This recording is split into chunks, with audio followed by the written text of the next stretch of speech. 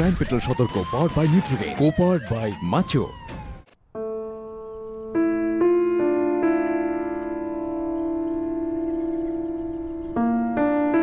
সর্বশিক্ষা অভিযান প্রারম্ভিক শিক্ষার জন্য সরকার দ্বারা ব্যাপকভাবে চালনা করা একটা মুখ্য কর্মসূচি। এটা 2000-2001 সালে স্টেট গভর্নমেন্ট আর লোকাল সেলফ গভর্নমেন্ট মিলে যৌথভাবে শুরু করেছিল। 2010 সালে the right two education act পাশ হতেই সর্বশিক্ষা অভিযান সম্পূর্ণভাবে আইনি তত্ত্বাবধানে চলে যায়, যাতে সর্বশিক্ষা অভিযানকে প্রাথমিক স্তরেই কার্যকরী করা যায়। প্রাথমিক স্তরে বেশিরভাগ ক্ষেত্রেই এইসব বিষয় একদম আলাদা, কারণ এই সমস্ত যোজনা, এই সমস্ত প্রোগ্রাম শেষ পর্যন্ত মানুষ দ্বারাই পরিচালিত হয়, যাদের বিশেষভাবে এই সমস্ত যোজনার জন্যই নিয়োগ করা হয়েছে, যাদের উপর এই সমস্ত কর্মসূচি চালানোর দায়িত্ব রয়েছে। এটা তাদের রেসপন্সিবিলিটি যে এই সমস্ত যোজনা তাদের কাছে পৌঁছক যাদের এগুলো প্রয়োজন আছে। কিন্তু এত কিছু করার পরেও যেটুকু সেবা এই মানুষগুলোর কাছে পৌঁছয় তার পরিমাণ 10%।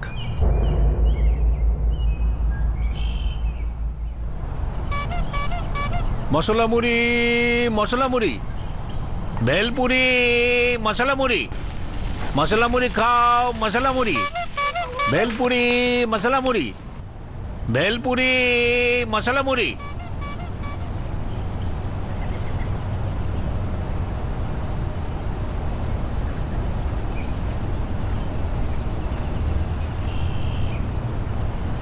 তোকে এটা করতে হবে, আর তুই কি বানাচ্ছিস?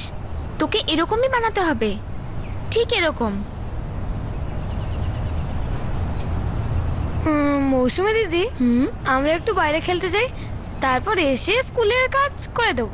হ্যাঁ হ্যাঁ, ঠিক করে নেব। সেটা তো তোমরা করবেই। একবার বাইরে খেলতে যাবে আর সন্ধে হওয়ার আগে ঘরেই ফিরবে না, আর যখনই ফিরে আসবে তখনই তোমাদের পেটে ইঁদুর দৌড়তে শুরু করবে, আর চাদর টেনে তখন তোমরা শুয়ে পড়বে। আরে যেতে দাও না, নয়তো সত্যি সত্যি সন্ধে হয়ে যাবে। তাহলে তো আমরা কিছু খেলতেই পারবো না, আমাদের সব বন্ধুরা এসে গেছে। ঝগড়ায় তো তোমাদের কেউ হারাতে পারবে না, পড়াশোনায়ও সবাইকে হারিয়ে দেখা না। আগে স্কুলের কাজ শেষ কর, তারপরে যেখানে যাওয়ার হয় যা। আমি বাইরে জামা কাপড় তুলতে যাচ্ছি, ফিরে আসার আগে স্কুলের কাজ শেষ হওয়া চাই।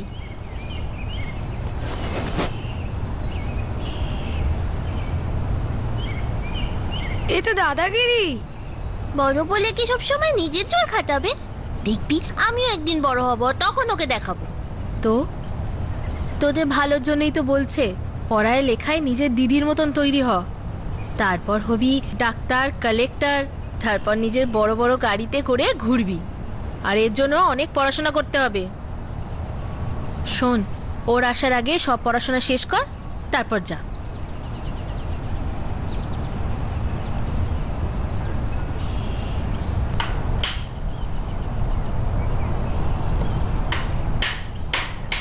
এই নারায়ণ, এই দুটো চেয়ার কিন্তু কালকের মধ্যে দিতেই হবে। শেখরদা, কাঠের কাজটা তো আমি করে নেব, আর এই তারের কাজ তাপসদাকে বলে দিও, ও করে দেবে। ঠিক আছে, তোমার কাজটা করো, ওর সাথে আমি কথা বলছি। ঠিক আছে দাদা।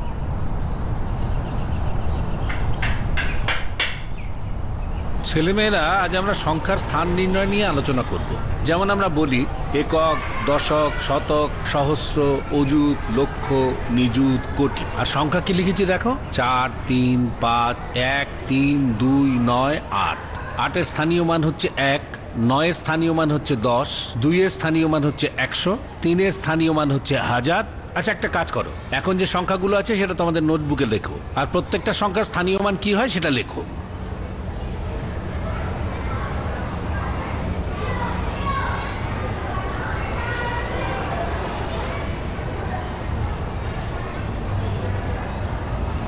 এইখানে এইখানে সই করো।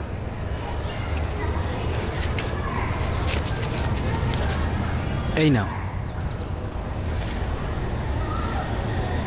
এইখানে এইখানে সাইন করো।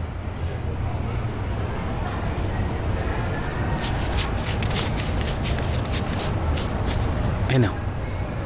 দাদা, আমার 2 ভাইয়ের অনুদানটা আমি নিয়ে নিই। ওদেরটা এখনো আসেনি, যখন আসবে আমি তোমাকে বলে দেবো। আর এটার জন্য ওদের নিজেদের আসতে হবে, কারণ আমাকে রেকর্ডে লিখতে হয় তো। ঠিক আছে দাদা।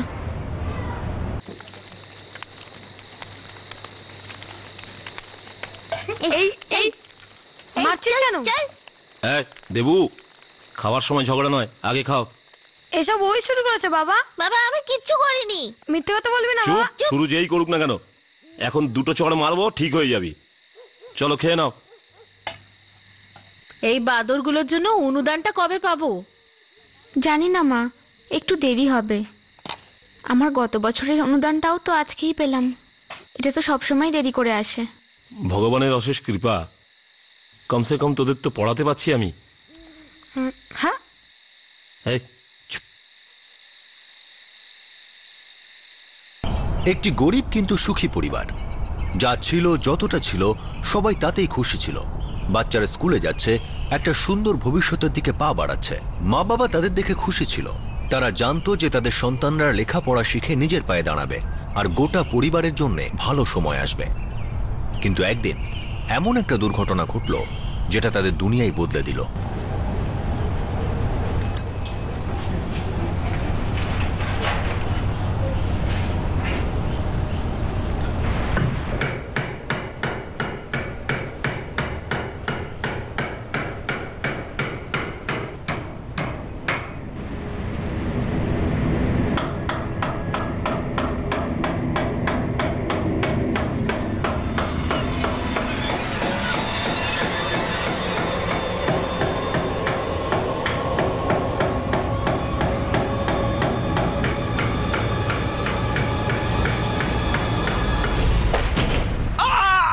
কি হলো? কি হয়েছে নারায়ণ? আরে এই পাটা বার কর নারায়ণ, পা বার কর, চেষ্টা কর, পাটা বার কর। আরে কে আছিস? তোর এদিকে আয় রে। কি হয়েছে? পাটাকে বার করতে হবে। সাবধান। কেমন আছিস রে? ঠিক আছিস?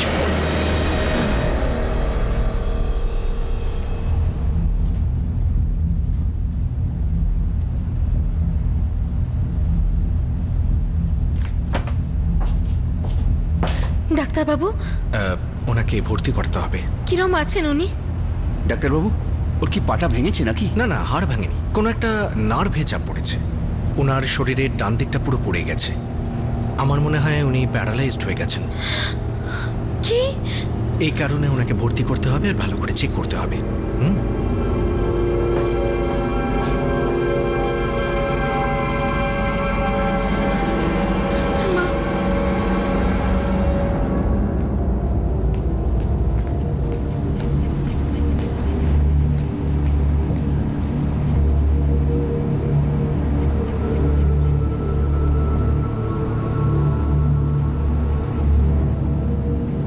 আমি আপনার স্বামীকে দিন তিনেকের মধ্যে ছেড়ে দেব, কিন্তু প্রত্যেক সপ্তাহে ওনাকে চেক আপের জন্য নিয়ে আসতে হবে। উনি কতদিনে ঠিক হবেন? মানে মানে কবে থেকে আগের মতো হাঁটাচলা করতে পারবেন? এখন এটা বলা তো বেশ কঠিন কাজ। দেখুন, হতে পারে যে বেশ কয়েক মাস লাগতে পারে, অথবা কয়েক মাসের বেশিও লাগতে পারে। কিন্তু একটা কথা, ওনার খেয়াল রাখতে হবে আপনাকে। আপনার স্বামী প্যারালাইজড হয়ে গেছেন।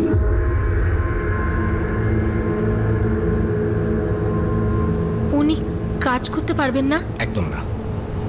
যতক্ষণ না পুরো সুস্থ হচ্ছেন কোনো কাজ করতে পারবেন না। আমি আপনার কার্ডটা দেখেছি।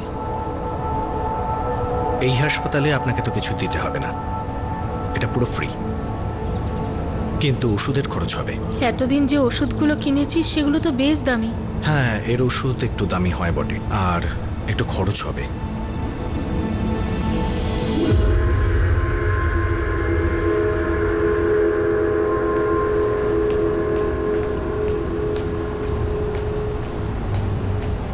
মৌসুমি, শোন, তুই এখানে বাবার কাছে থাক।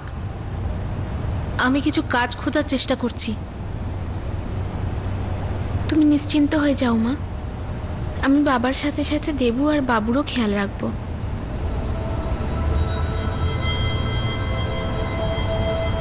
মা। হ্যাঁ?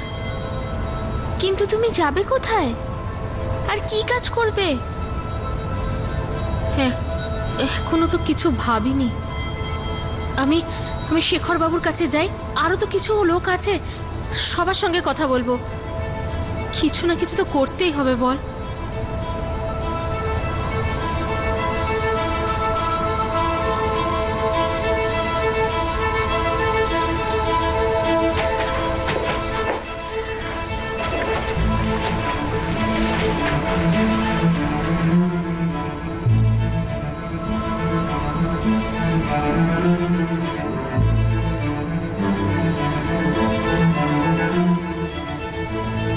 হ্যাঁ, আর ওটা তাড়াতাড়ি করে দেখা। দেবু, তুই কি করলি দেখা, পরেরটা করে ফেল।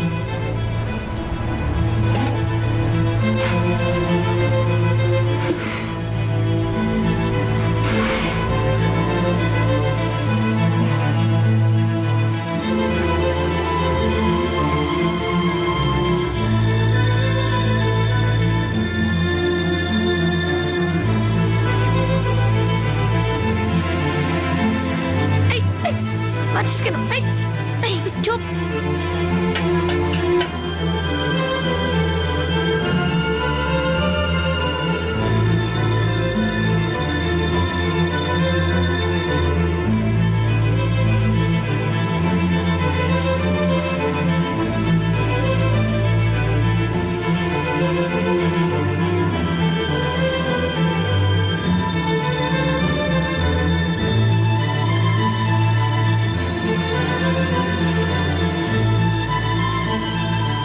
দেবু বাবু, তাড়াতাড়ি চল, আমার ঘরে অনেক কাজ আছে।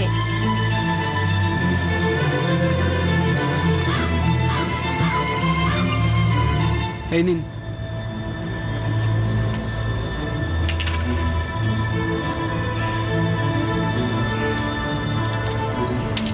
$425। 75 টাকা যদি পরের মাসে দিয়ে চলবে? ঠিক আছে, তাই হবে। সামনের মাসে দিয়ে দেবেন, কিন্তু আগের আবার 150 টাকা বাকি আছে। জানি।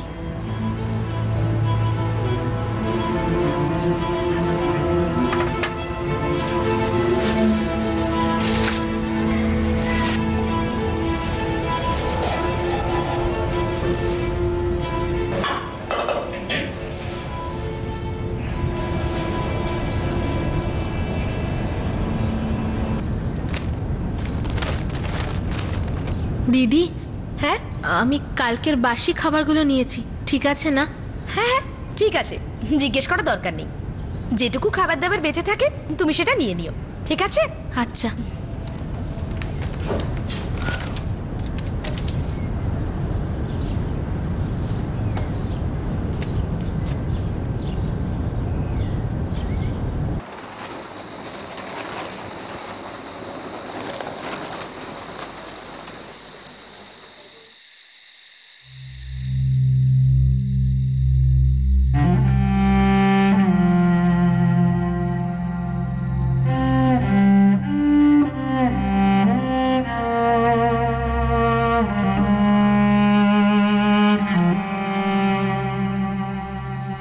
দেখো, এখন আর হাসপাতালে নিয়ে যাওয়ার দরকার নেই। কেন? হাসপাতালে যাবে না তো ঠিক কি করে হবে? ঠিক হবার হলে আমি বাড়িতেই ঠিক হব, আর পয়সা নষ্ট করার দরকার নেই।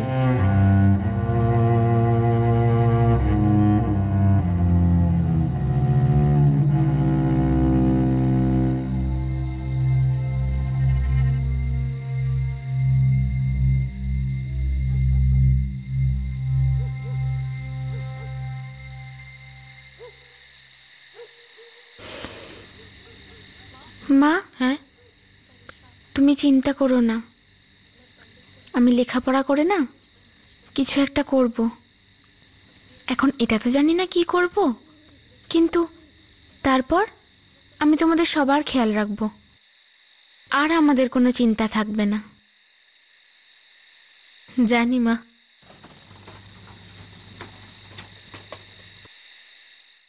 এক বছর কেটে গেল। নারায়ণ মোহান্তর অবস্থার একটু হলেও পরিবর্তন হয়েছে, কিন্তু অনেকটাই কম। এতটাও হয়নি যে সে কিছু কাজ করে তার পরিবার চালাতে পারে। মৌসুমী, আমি কাজের জন্য বেরোচ্ছি। হ্যাঁ মা। ঠিক আছে মা, আমিও স্কুলের জন্য বেরোচ্ছি।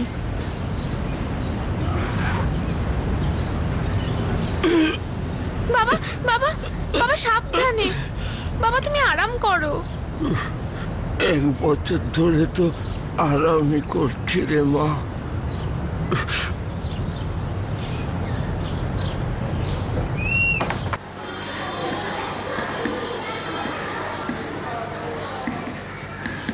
এবার এটা নিজের নিজের খাতায় লেখো আর উত্তর দাও।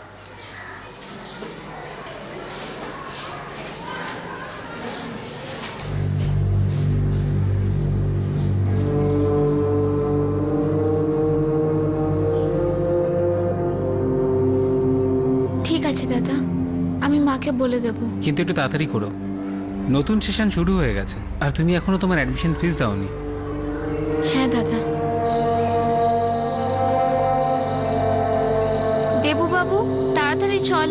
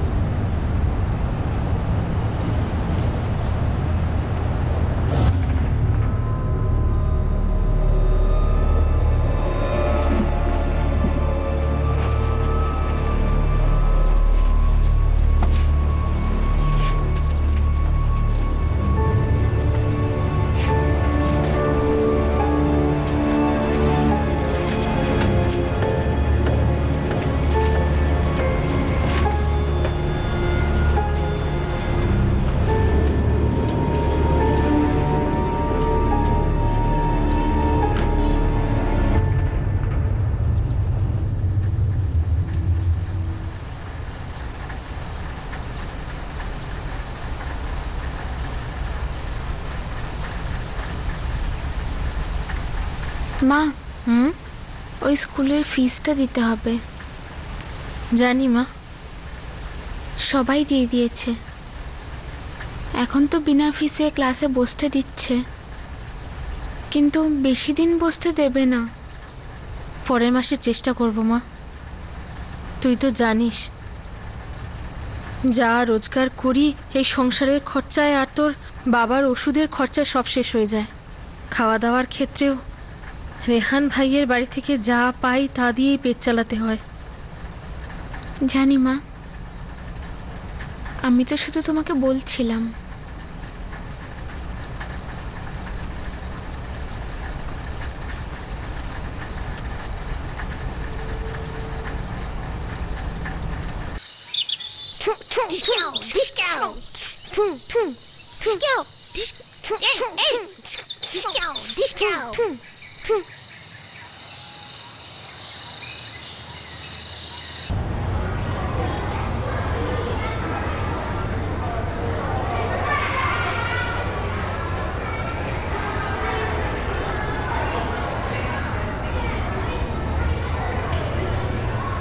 আরে মৌসুমী, তুমি গত বছরের খাতায় লিখছো কেন?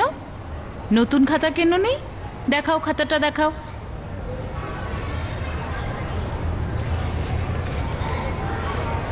আরে এটা কি? তুমি তো খাতার পিছনের কভারটাতে লিখছো। মৌসুমী, তুমি একজন ভালো ছাত্রী, তোমার এই সব জিনিসের খেয়াল রাখা উচিত। এখন এইভাবে লিখলে মনে রাখবে কি করে যে কোথায় কি লিখেছো? হ্যাঁ, একটা নতুন খাতা কিনে নাও, ঠিক আছে?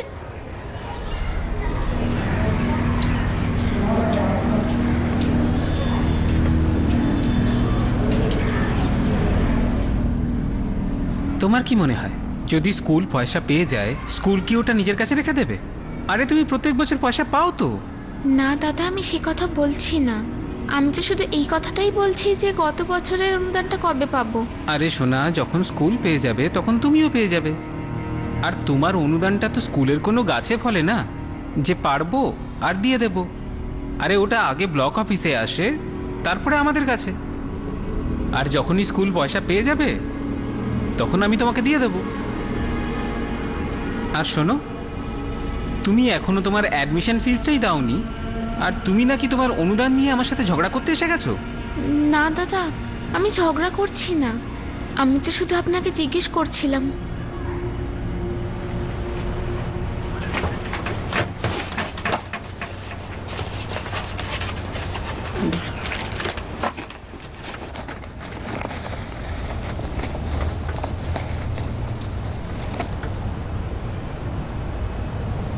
কি খুঁজে বেড়াচ্ছিস রে মা? কিছু না বাবা, দেখছিলাম যদি কোনো পুরনো খাতা পেয়ে যাই। এখনকার সব খাতা আর পেন্সিল শেষ হয়ে গেছে।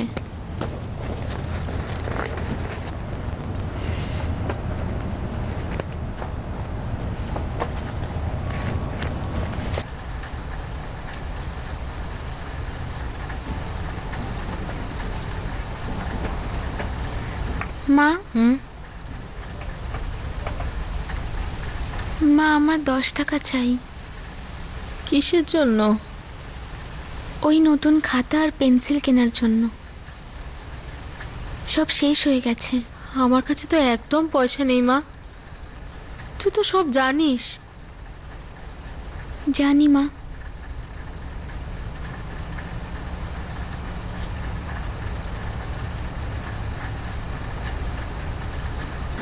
আচ্ছা শোনো, এবার তোমরা এই প্রশ্নের উত্তর দাও।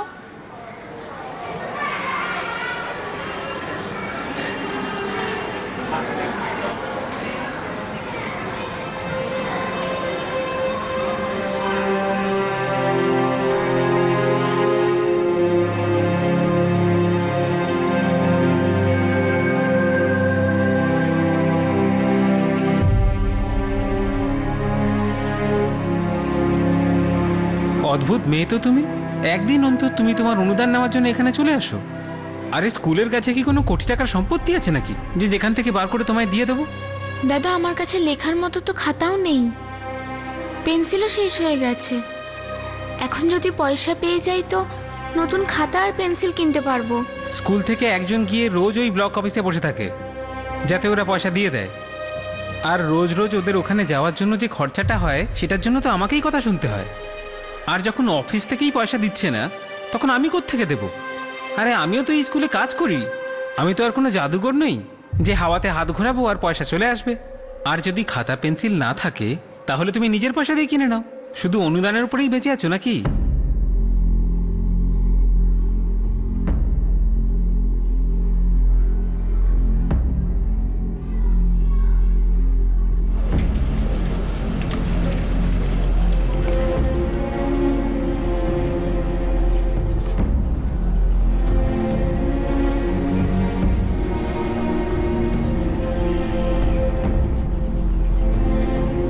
যে কোনো কিছু চলবে দাদা, যে কোনো ছোট একটা কাজ দাও। দেখো, আমি তো তোমাকে ভারী কাজ দিতে পারবো না।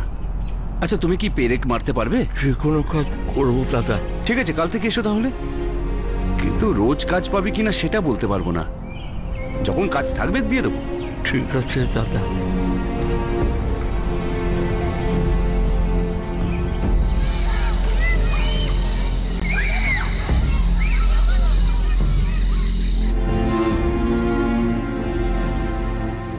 মা, এই কাজ আগের মতন নয়, কিন্তু কিছু তো করতে হবে না? এখন দেখ না, তোর মা দিনরাত কষ্ট করে কোনোভাবে সংসার চালাচ্ছে। এখন একটা কাজ যদি পাই তো, আর এখান থেকে যদি কিছু টাকা পাই তবে তোর খাতা পেন্সিল অবশ্যই আনবো। 10 টাকা আমাদের কাছে অনেক রে মা।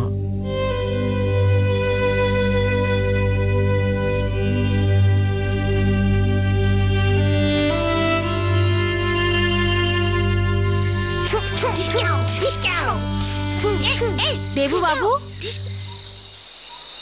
মৌসুমী কোথায়? বাড়িতেই আছে। কেন, তোদের সাথে স্কুলে যায়নি? শরীর খারাপ নাকি? ও তো 1 সপ্তাহ থেকে স্কুলে যাচ্ছে না। কেন, ও বলছিল যে মাস্টার মশাইয়ের কথা শুনে কি লাভ, যখন ও লিখতেই পারবে না। মা, তুই যদি স্কুলে না যাস তাহলে তোর পড়াশোনার ক্ষতি হয়ে যাবে মা। মা, আমি স্কুলে যাব না। একে তো আমি অনুদান পাচ্ছি না, আর তার উপরে ক্লাসে লেখার মতো আমার কাছে খাতাও নেই। পুরনো সব খাতা শেষ হয়ে গেছে, দেবু আর বাবুর খাতাগুলোও শেষ। যতক্ষণ না আমি নতুন খাতা আর পেন্সিল পাচ্ছি, আমি স্কুলে যাব না মা।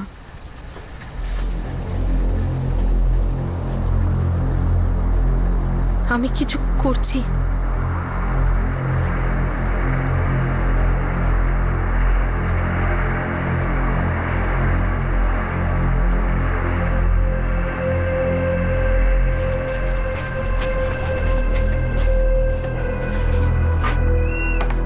আজকে না আমি তোকে আমার খাতা দেখতেই দেবো না। ঠিক আছে, দিতে হবে না।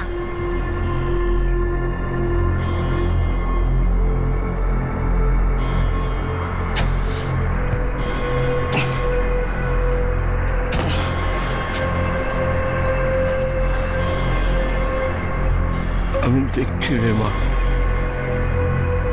যদি কিছু পাওয়া যায় তো দেখছি।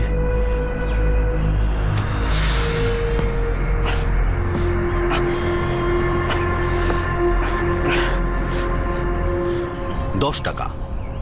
ও যেটা চেয়েছিল সেটা হলো মাত্র 10 টাকা, একটা নোটবুক আর একটা পেন্সিলের জন্য।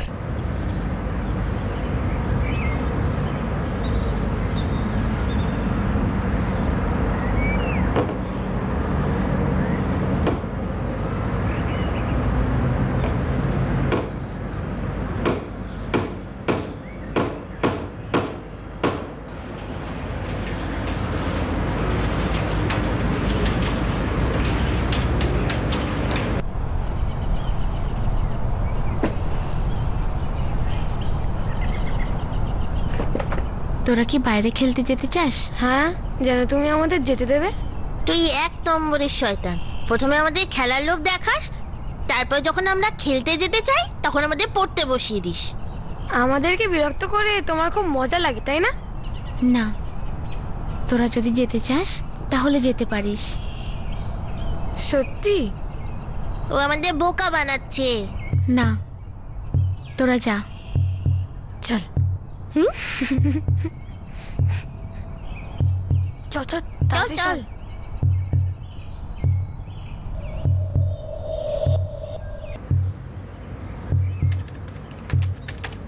হ্যাঁ নির্মলা, বলো। দাদা, আমার 10টা টাকা চাই। আমার পরের মাসের মাইনে থেকে কেটে নেবেন। শুধু 10 টাকাই চাই তো? তার জন্য এত ভাবছো কেন? দিচ্ছি, দাঁড়াও। আমার মেয়ে আছে না, ওর খাতা আর পেন্সিলের জন্য অনেক দিন ধরে চাইছে। এই নাও।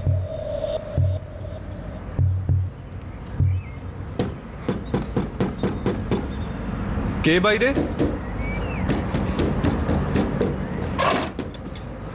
মা, তুই এখানে কি করছিস? মা, মা মৌসুমী। মৌসুমী কি হয়েছে? ও নিজের গায়ে আগুন লাগিয়ে দিয়েছে। কি?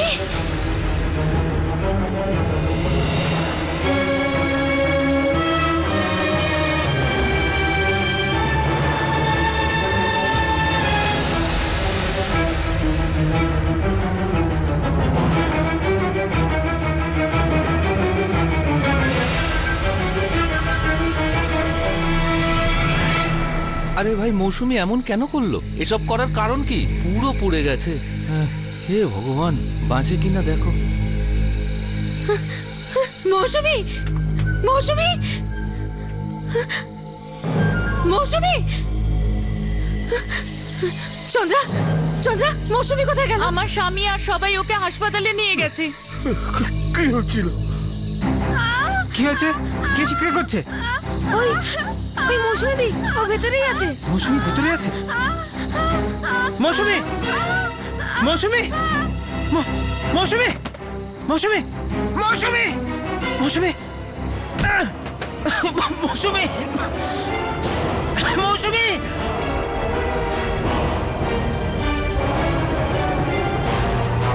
এটা ধরো ধরো ধরো ধরো। মৌসুমি, দিদি মৌসুমি, দিদি দিদি দিদি তো আমাদেরকে স্কুলের কাজটাও করতে দেয়নি, বললো যে বাইরে গিয়ে খেলো। আমরা বাইরে গেলাম আর তারপর ভেতরে কি হলো আমরা কিচ্ছু জানি না। চলো চলো হাসপাতালে যাই। কিট রেডি করো, এসো ফাস্ট ফাস্ট।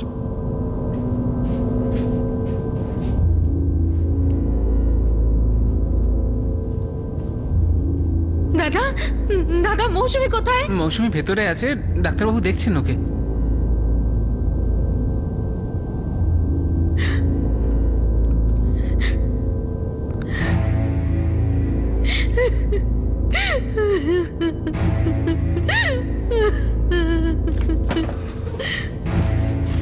ওর শরীরের 65% পুড়ে গেছে। ডাক্তারবাবু আমি একবার ওকে দেখতে চাই। দেখুন ওর জ্ঞান নেই আর অবস্থাও খুব খারাপ, একটু অপেক্ষা করুন। আর আমাদের পুলিশকে ইনফর্ম করতে হবে, এটা পুলিশ কেস।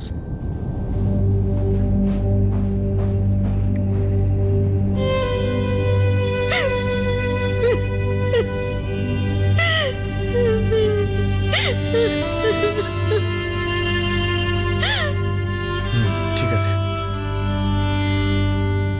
নির্মলার মেয়ে গায়ে আগুন দিয়েছে। কি? কিন্তু কেন? জানি না, বাট আই হোপ যে এটা খাতা পেন্সিলের জন্য নয়। কিসের খাতা পেন্সিল? নির্মলা আমার কাছে এসেছিল 10টা টাকা চাওয়ার জন্য, আমি ওকে দিয়েও দিই। সেই সময় একটা বাচ্চা ছেলে এসে ওকে বললো যে ওর মেয়ে গায়ে আগুন লাগিয়েছে। না স্যার, ও আমাদের উপর রাগ করে থাকেনি। নিশ্চয়ই এরকম কিছু একটা হয়েছিল, তা নাহলে ওদের দুজনকে বাইরে কেন পাঠালো? আচ্ছা, ও কি তোমাদের কিছু বলেছিল? না, ও রোজ দুপুরবেলায় আমাদেরকে দিয়ে স্কুলের কাজ করায়, কিন্তু আজ করায়নি আর বলল যে বাইরে গিয়ে খেলো। তার মানে এটা ওর মনের মধ্যে ছিল? কি কি হয়েছিল? কিছু তো একটা হবে যেটা জবরদস্তি ওকে দিয়ে করাতে চেয়েছিলেন। এসব কি বলছেন স্যার? ও আমাদের মেয়ে, আমাদের রক্ত। তাহলে ও গায়ে আগুন দিল কেন? কিছু একটা তো নিশ্চয়ই হয়েছিল যার জন্য চিন্তিত ছিল। চিন্তিত তো ছিল স্যার। কি কারণে? ওর নতুন খাতা পেন্সিল দরকার ছিল। খাতা আর পেন্সিল? হ্যাঁ স্যার, অনেক দিন থেকে ও নতুন খাতা আর পেন্সিলের জন্য 10 টাকা চেয়েছিল। আজই আমি আমার মালিকের কাছ থেকে 10 টাকা চেয়েছিলাম ওর নতুন খাতা আর পেন্সিলের জন্য। শুধু একটা খাতা আর পেন্সিলের জন্য মেয়েটা নিজের গায়ে আগুন দিয়ে দিল? আসলে ওর কাছে নতুন খাতা ছিল না, ওর পুরনো খাতাতেই লিখতো। আমি অনেকবার ওকে বলেছি যে নতুন খাতা কিনতে, তারপর তো ধীরে ধীরে স্কুলে আসাই বন্ধ করে দিল। এই অনুদান আসতে এত দেরি হচ্ছে কেন? এটা স্যার আমি বলতে পারবো না, স্কুল অ্যাডমিন ইনচার্জ আপনাকে বলতে পারবে। হ্যাঁ স্যার, ও তো এসে বলতো, কিন্তু স্যার আমার হাতে তো আর কিছু নেই, কেননা অনুদান ব্লক অফিস থেকে আসে। আমি তো শুধু এখানে বসে স্কুলের কাজকর্ম সামলাই। স্যার, আমরা তো যথাসম্ভব চেষ্টা করি, প্রতিদিন আমরা একজনকে ব্লক অফিসেও পাঠাই, কিন্তু অনুদান যদি ঠিক সময় মতো না আসে তো আমরা কি করতে পারি বলুন? আর এসব ব্যাপারে সময় তো লাগেই স্যার। আর এই অ্যাডমিশন ফিস, এটা কিসের জন্য? স্যার, এটা তো খুব সামান্য একটা অর্থ স্যার। ইন্ডিপেন্ডেন্স ডে, ফেস্টিভ্যাল আর ওই রিপাবলিক ডে, এর জন্য। আপনারা এইটুকুও বুঝতে পারেননি যে ওই মেয়েটার পরিবারের এমন ক্ষমতা ছিল না যাতে খাতা পেন্সিল কিনতে পারে? কিন্তু স্যার আমরা তো শুধু ওই... হ্যাঁ স্যার, এটা তো ওই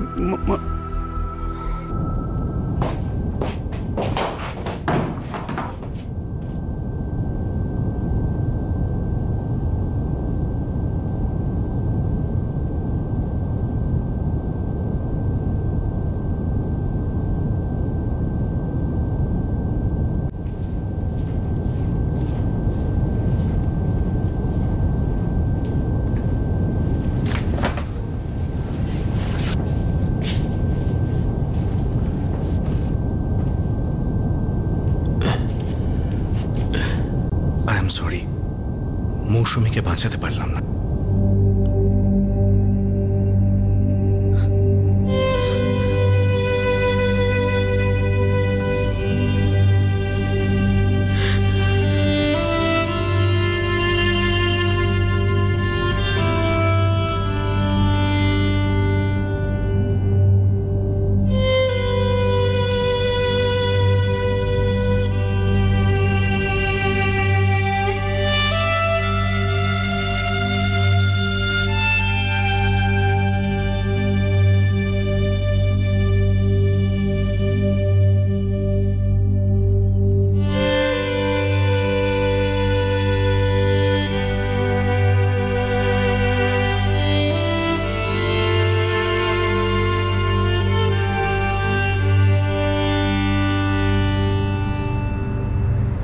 রিপোর্ট করো, রিপোর্ট করো রেহান।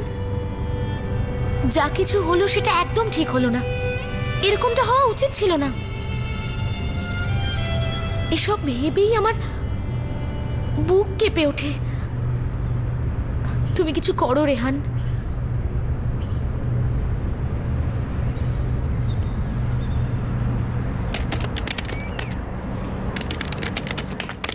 আরে অদ্ভুত ব্যাপার, আপনারা আমাদের দিকে আঙুল তোলেন কেন বারবার? একটা কথা ভুলবেন না, এই দেশকে আমরাই প্রথম আরটিআই দিয়েছি, আরটিই দিয়েছি। উইমেন এম্পাওয়ারমেন্টের ব্যাপারে আমাদের পার্টি সবসময় সতর্ক ছিল এবং সতর্ক থাকবে। আর হ্যাঁ, আমাদের পার্টি জনহিতকর কাজে সবচেয়ে বেশি স্কিমস আর ডেভেলপমেন্ট প্রোগ্রাম অ্যানাউন্স করেছে। আচ্ছা, আপনারা কি সব থেকে বড় স্ক্যামের কথা ভুলে গেলেন? ওনাদের পার্টি তো এসবই দিয়েছে দেশকে। ইয়ার্কির একটা সীমা থাকে, এত বাজে মজা করার কোনো মানে হয় না। আরে দাদা, আমরা এখানে বসে ডিসকাস করি, আর্গিউ করি, ডিবেট করি ইম্পর্টেন্ট বিষয় নিয়ে। আর এরা তো এমন কথা বলছে যেন আমরা এখানে একটা মাছের বাজার খুলে রেখেছি। বিশ্বস্তরে যা যা হচ্ছে তার একটা এফেক্ট তো ভারতবর্ষেও পড়ছে। আজ না হলে কাল, কাল না হলে পরশু। ভারতবর্ষ কার পক্ষে রয়েছে, এর প্রভাব আমাদের আগামী প্রজন্মের উপর অবশ্যই পড়বে। এই বিষয়ে আলোচনা করা, চর্চা করা এবং জানানো এটা অবশ্যই প্রয়োজন। দেখুন, এই সমস্ত টেলিভিশন শো থেকে কিছুই লাভ হয় না। এরা শুধুমাত্র গরিবদের অসহায়তার সুযোগ নিচ্ছে। আরে রিয়েলিটির নাম করে এরা অন্যের দুঃখ কষ্টকে গল্প বানিয়ে বাজারে বিক্রি করছে, টাকা কামাচ্ছে, নিজের পকেট ভরছে। ভুল বলছেন আপনি। দেখুন, আমার কথা কিন্তু এখনো শেষ হয়নি। দেখুন, এসব নাটক কিন্তু আর চলবে না, বুঝলেন? এটা ভুল। আরে তো অদ্ভুত ব্যাপার, আপনারা নিজেদের পার্টির দিকে তাকান একবার।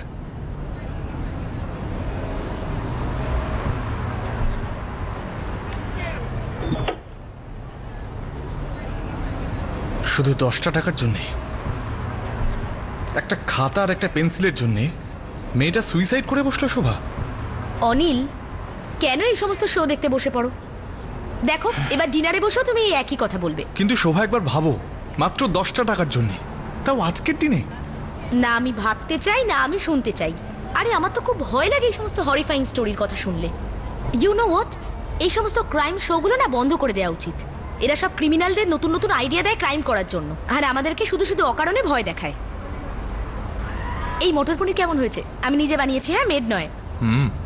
খুব ভালো হয়েছে। শোনো, সামনের সপ্তাহে 4 দিন ছুটি আছে, মহাবালেশ্বর যাবে? ওয়েদারটাও ভালো থাকবে। একটা নিউজ রিপোর্ট তোলপাড় করে দেয়। ওখানকার ডিস্ট্রিক্ট কালেক্টর এই ঘটনার ইনকোয়ারির আদেশ দেন। ব্লক অফিস বলে যে অনুদান পাওয়ার জন্য স্কুলকে একটা ফর্ম সাবমিট করতে হয়, যেটায় স্কুলের ব্যাংকের ডিটেল থাকে, যাতে অনুদান বা স্টাইফেনের অর্থ সরাসরি ব্যাংকে ট্রান্সফার করা যায়। আর ব্লক অফিসের দাবি স্কুলের তরফ থেকে এরকম কিছু করা হয়নি। যখন এই বিষয়টি জানা যায় যে অ্যাডমিশন ফি, জয়নিং ফির নাম করে স্কুল বাচ্চাদের থেকে independent day, children day, republic day আর অন্যান্য ফেস্টিভ্যাল উদযাপনের জন্য টাকা নেয়, সঙ্গে সঙ্গে তা বন্ধ করে দেওয়া হয়। আর সমস্ত স্কুলকে নির্দেশ দেওয়া হয় যে যে সমস্ত বাচ্চাদের থেকে সেই অর্থ নেওয়া হয়েছে সেই অর্থ দ্রুত তাদের ফিরিয়ে দেওয়া হোক। আর একটা অন্য কমিটি তৈরি করা হলো যাতে তারা এই চার্জশিট দায়ের করতে পারে যে অনুদান আসতে কেন দেরি হলো আর জয়নিং ফি কেন নেওয়া হলো। মৌসুমীর পরিবার এখনো পর্যন্ত সেই দুর্ঘটনা ভোলার চেষ্টা করছে। পুরো ইনকোয়ারির পর সরকারি কর্তৃপক্ষ মৌসুমীর পরিবারকে ক্ষতিপূরণের টাকা দেয়।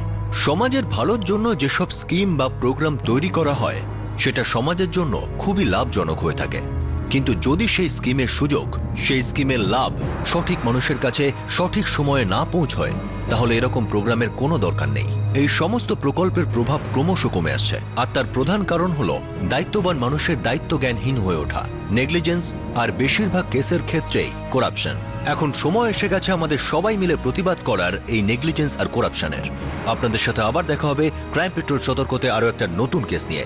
ততক্ষণ নিজের খেয়াল রাখবেন, সুরক্ষিত থাকবেন, আর মনে রাখবেন সঠিক সময় সঠিক পদক্ষেপ, সতর্ক থাকবেন। জয় হিন্দ।